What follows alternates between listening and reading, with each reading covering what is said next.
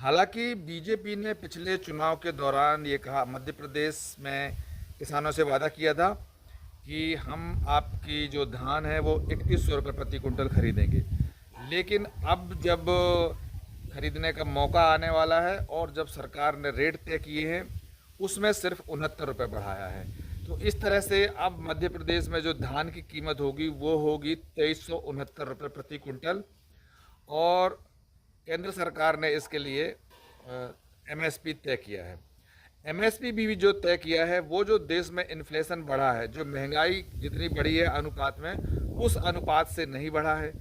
हम कहते हैं कि जितना आपने डीजल के रेट बढ़ा दिए, जितना आपने बिजली के रेट बढ़ा दिए, जितना आपने अन्य दूसरे कर्मचारियों को उनका टीए डीए बढ़ाया है, उसी अनुपात में आप किसानों का भी एमएसपी बढ़ाइए।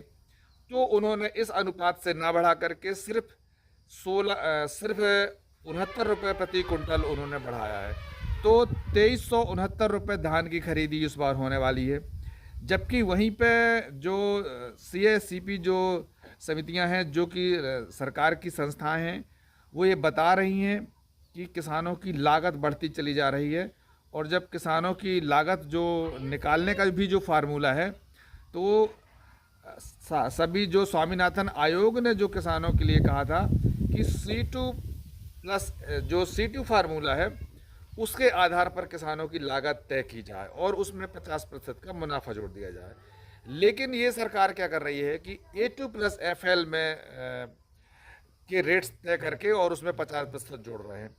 तो इस हिसाब से भी इनका जो जोड़ने पे लगभग 3000 रुपये प्रति कुंटल धान आ रही है, लेकिन वो फिर भी नहीं खरीद रहे हैं। और अभी जो एमएसपी तय किया है वो अब इस बार तय हुई है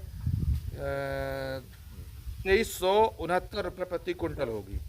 वहीं दूसरी तरफ ये भी है कि किसानों को डीजल भी महंगा मिल रहा है, किसानों को बिजली भी महंगी मिल रही है, और किसानों के जो उपकरण है खेतीबाड़ी के लिए जो भी है, चाहे वो ट्रैक्टर हो, चाहे वो ट्रैक्टर के टायर हो, चाहे वो ट्रैक्टर में लगने वाली कुसियाँ हों, चाहे वो फिल्टर हों, सब में 12% से लेकर 18% तक जीएसटी उन्होंने जोड़ दिया है, जिससे किसानों को बहुत इसमें से घाटा हो रहा है।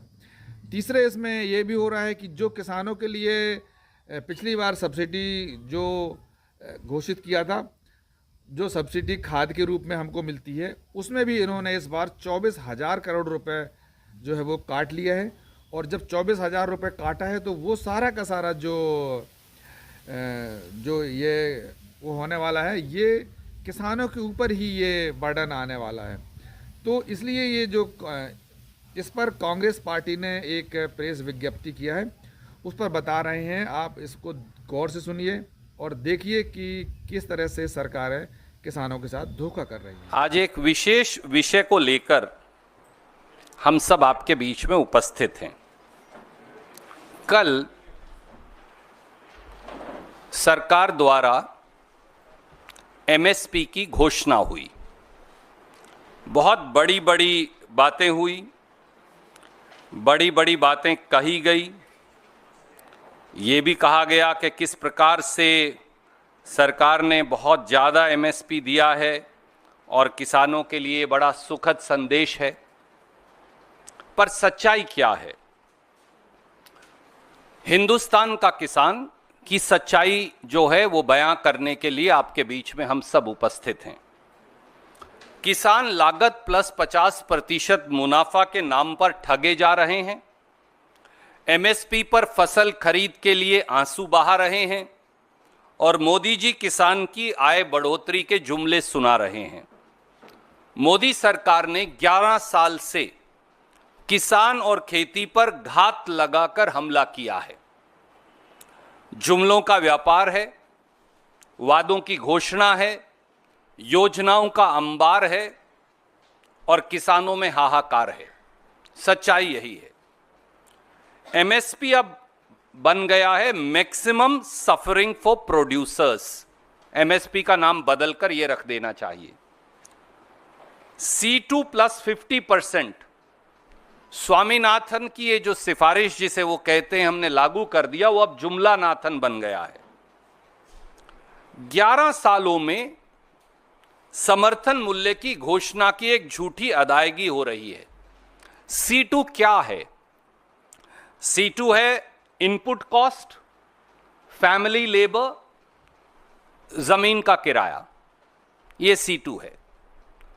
मोदी जी ने वायदा किया था और वो आज भी बार बार प्रेस विज्ञप्तियों में कहते हैं कि हम C2 प्लस 50% देते हैं, यानी उस पर 50% मुनाफा देंगे। मैंने इसलिए एक चार्ट आपको दिया है कि सच क्या है।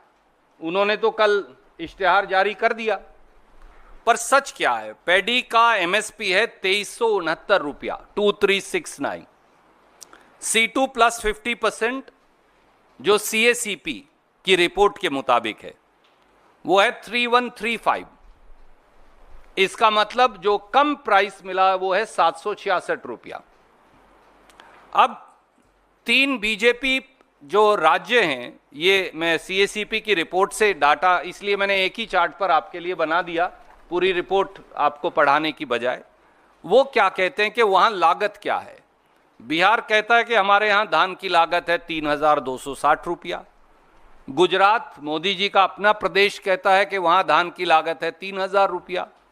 महाराष्ट्र कहता है कि वहां धान की लागत है 4783 रुपया। आप दे रहे हैं 2300 रुपया और आप कह रहे हैं कि ताली बजाओ। तो कैसे बजाएं? और यही बाकी की फसलों की स्थिति है। ज्वार में किसान को नुकसान है 1110 का, बाजरा में 539 का, रागी में 1078 रुपया प्रति क्विंटल का, मेज में 528 का, तूर और अरहर में 2259 रुपया प्रति क्विंटल का, मूंग में 2446 का, इत्यादि इत्यादि। और अगर इस चार्ट के आप आखिरी कॉलम को देखें तो भाजपा या भाजपा के जो मित्र प्रांत हैं अधिकतर, वो भी ये कह रहे हैं कि किसान की लागत MSP से कहीं ज्यादा है। तो आप ना C2 प्लस 50% दे रहे, उसमें भी नुकसान है, और जो भाजपा शासित प्रदेश हैं उनमें जो फसल की लागत है ना वो दे रहे, मुनाफा तो छोड़ ही दीजिए। तो फिर ये किसान से सीधा सीधा धोखा और छल नहीं तो क्या है? ये राजनीति का विषय ही नहीं, ये केवल CACP की रिपोर्ट और मोदी जी द्वारा जो कल घोषित हुआ है MSP, मैंने केवल वो चार्ट आपके समक्ष रखा है। एक और पहलू है, एक और चार्ट मैंने आपको भेजा है। आप MSP दे दीजिए 10,000 रुपया, खरीदो ना 2 रुपए की फसल, तो MSP के मायने क्या हैं? मैं आपको बोल दूं, आपकी तनख्वाह आज से 5 लाख रुपया है, तो आप एडिटर के पास जाएंगे और कहेंगे मेरे को वो 5 लाख रुपया दो, बोलो देना विना कुछ नहीं है, बस घोषणा कर दिए। 2023-24 के कृषि मंत्री के, कृषि मंत्रालय के आंकड़े सार्वजनिक है। I have given U A second chart. Hindustan में, ये बार बार मैंने पहले भी बताया कि गेहूं और धान को छोड़कर मोदी सरकार कोई फसल MSP पर खरीदती ही नहीं। तो भैया आप देते रहो, MSP की घोषणा करते रहो, खरीदना है नहीं कुछ, तो उसके मायने क्या हैं? अगर आपको मैं ध्यान आपका आकर्षित करूं, गेहूं और धान को छोड़ दीजिए, गेहूं 23%, धान 56% MSP पर खरीदते हैं। 56% खरीदो तो रेट स्टेबलाइज हो जाता है, आई कंसीड इट, क्योंकि फिर मार्केट फोर्सेस को भी खरीदना पड़ेगा। पर आप आगे आ जाइए, जौ पे आइए। जौ का उत्पादन हुआ 16,53,000 टन। मोदी सरकार ने कितना खरीदा? 0, एक दाना भी नहीं खरीदा MSP पे। ज्वार पर आ जाइए, उत्पादन हुआ 47,37,000 टन। मोदी सरकार ने खरीदा कितना? 3,23,000 टन। तो 44 लाख टन अगर आप खरीदेंगे नहीं तो उसे MSP मिलेगा कैसे? मक्का पर आ जाइए, 376,65,000 टन देश में मक्का का उत्पादन हुआ। आपने कितना खरीदा? 5,000 टन। 376,65,000 टन में से 5,000 टन खरीदा। तो आप करते रहिए MSP की घोषणा, खरीदना तो है नहीं आपने। बाजरा पर आ जाइए, 107,16,000 टन बाजरा का उत्पादन हुआ। ये सरकार के आंकड़े हैं। उन्होंने खरीदा कितना? 6,96,000 या 7 लाख टन। रागी पर आइए, 16,70,000 टन उत्पादन हुआ, 2,31,000 खरीदा। चना बहुत बड़ी संख्या में देश में पैदा होता है। चने का किसान तो यहां से लेकर दक्षिण भारत तक है। 115,76,000 टन चना पैदा हुआ। सरकार ने कितना खरीदा? 43,000 टन।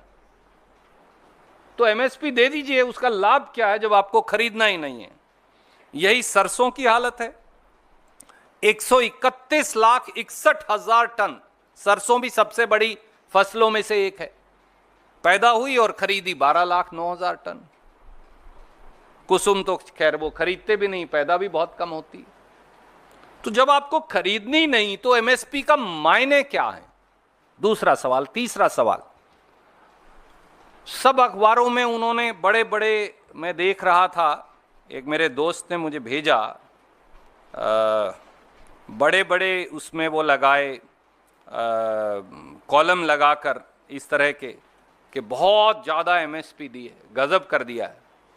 ऐसे इसमें लिखा है धान जो सबसे ज़्यादा खरीदा जाता है वो 2300 रुपये से 2369 रुपया, 2300 टू 2369 हो गया। पर भैया किसी ने ये उनसे पूछा, मोदी जी इन्फ्लेशन की दर क्या है इस देश में? वो तो 6% है। तो 6% 2300 रुपये का हुआ 138 रुपया। तो अगर आपको पिछले साल के रेट भी बरकरार रखने थे तो 2300 प्लस 138 रुपया, 2438 रुपया क्विंटल होनी चाहिए। नया रेट मत दो मुझे, केवल इन्फ्लेशन तो दे दो, क्योंकि एक तरफ तो इन्फ्लेशन है, दूसरी तरफ डीजल के दाम बढ़ा रहे हैं आप, तीसरी तरफ आप बिजली का दाम बढ़ा रहे हैं, चौथा आप बीज का दाम बढ़ा रहे हैं, और पांचवा मेरा जो खाद है उसकी आपने सब्सिडी काट दी 24,000 करोड़ रुपया।